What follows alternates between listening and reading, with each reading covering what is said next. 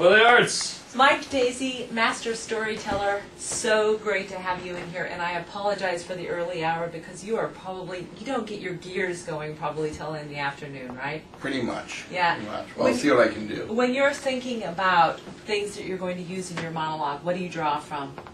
Well, I mean, they're woven between my own life, my own personal history, and a great deal of research. It's sort of nonfiction in all its areas, like the autobiographical nonfiction, and then our shared history, and sort of the secret histories often of our country, and things that fascinate and obsess me.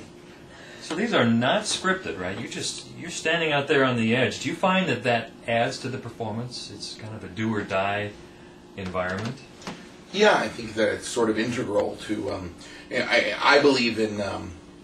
I believe storytelling is hardwired into human consciousness. Like, I think the process of being conscious and alive is the process of telling stories to ourselves. Like, each of us has an identity because we have like our personal story, and we're all experts at telling our stories to other people that we meet, relatives, and people get together, and everyone tells stories, and that's what makes it, for me, a really remarkable art form, because it's truly universal, and so it could never be scripted in the same way that human stories are never truly scripted. They shape and change over time. But I would imagine one of the great gifts that a master storyteller has is the ability to glean sort of details from something that's happened that the just kind of unconscious person doesn't get. Like today, walking in here, you were probably noticing things or picking up things that you might store later for a funny bit that the rest of us were just not thinking in that way. Well, it is early, so I was gleaning very little, but I do believe that we all have stories to tell, really exciting stories. But it's true that most of us spend our lives walking through them. I always think of it as sort of auto-erasing. So at the end of the day, people come home and their loved ones say, like, what happened today? And people will say, nothing. Nothing. And I believe that process of saying that, nothing, is actually a process of erasing. Because things do happen, and the ones, often the things are unexplained. Like, you overheard a strange bit of conversation, or someone walked by wearing a hideous and inexplainable something. And I believe we erase them because they don't fit. They're awkward. And then what happens, of course, is one day you're 45, and you wake up in the morning and you're like, oh my God, I haven't lived. Yeah. Nothing happened to me. I have no stories. And the reality is you did have stories. You erased them every single day, and now you're 45 and you're having a midlife crisis. But isn't it fascinating that process starts the first day your kid is in kindergarten? You pick them up excitedly from school, and you're waiting for, hearing about the crayons and the nap and the milk and the cookies, and you ask them what happened at school. Nothing. We learned it very early. It's true. Yeah. It is very true. Your newest monologue is really serious. You're talking about the surprising secret history of the Department of Homeland Security and weaving together the untold story of the father of the neutron bomb. Mm-hmm. Heavy topics for an audience today where there's still, I think, a lot of sensitivity around this. Oh, yeah. I think that there's few things that are more charged in our national consciousness than security. And the fascinating thing about security, what makes it interesting to talk about, is that security is, exists on a continuum. Like, there are no people who want to be insecure. Like, there's no one who actually favors insecurity, right, because that would be insane.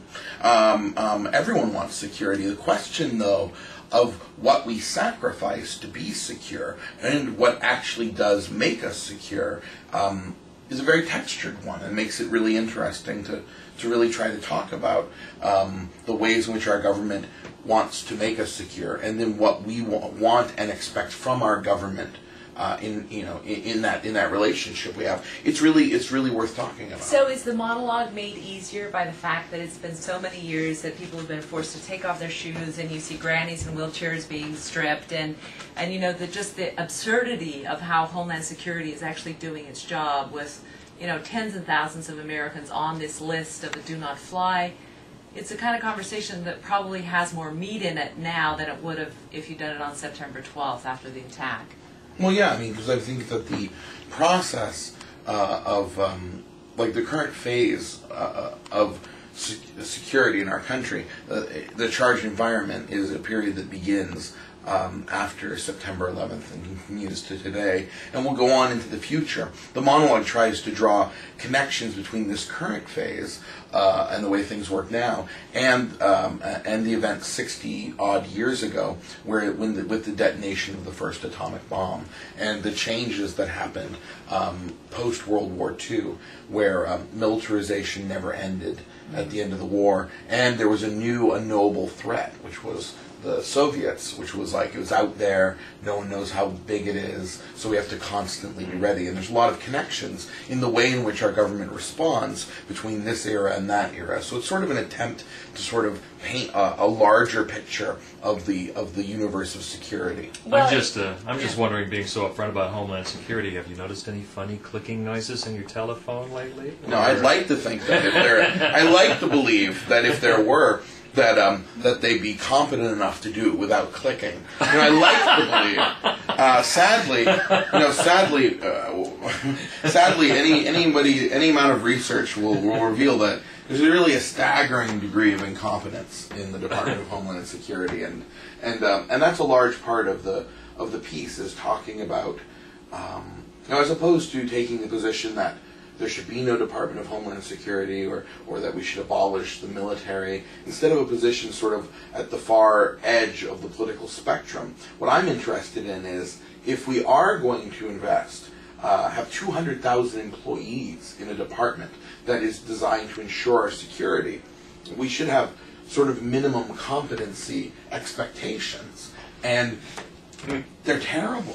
They're incredibly terrible. And so a lot of the show is talking about, like how they came to be terrible. And when you dissect their history and how they were formed so quickly after 9/11, and there was no oversight or forethought into what they were going to be doing, it's sort of inevitable that they actually would be terrible. Like when you dissect the history, it makes complete sense that they're as bad at their jobs as they actually are. Yeah, getting back to just some of the original appointments, Tom Ridge, a guy who hasn't had really no experience in that kind of thing, running an organization like this that should have been kind of akin to the CIA or the FBI. Yeah, well, that's absolutely true. And one of the craziest things about it is that, we're a nation of 300 million people. You would think there would have been someone with terrorism experience available from day one, but it was sort of like, I thought he had it. Instead, we got Tom Ridge, who is a political appointee who. I guess he was going to take the role of everyman. Yeah. So he would show up and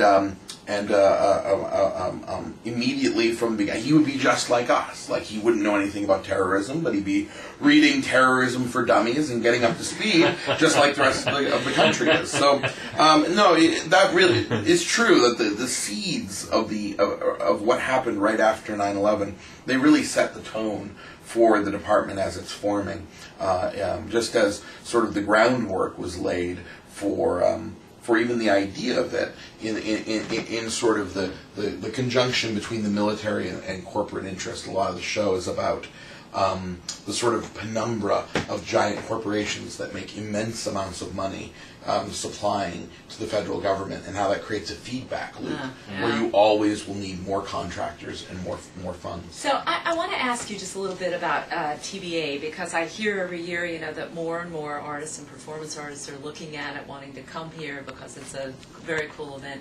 What attracted you to this particular TBA? Well, I lived in Seattle for a number of years, and so I was familiar with TBA from a distance, although I'd never been to the festival, and I'd performed in Portland before and had heard about how great the festival was. And I've worked with Mark Russell in other capacities in New York and elsewhere, and so he was very positive about the festival, and that was really encouraging to me. And the people, it's really a sort of a fairly tight knit. The artists who perform internationally, like there really aren't that many of them, and so you talk to each other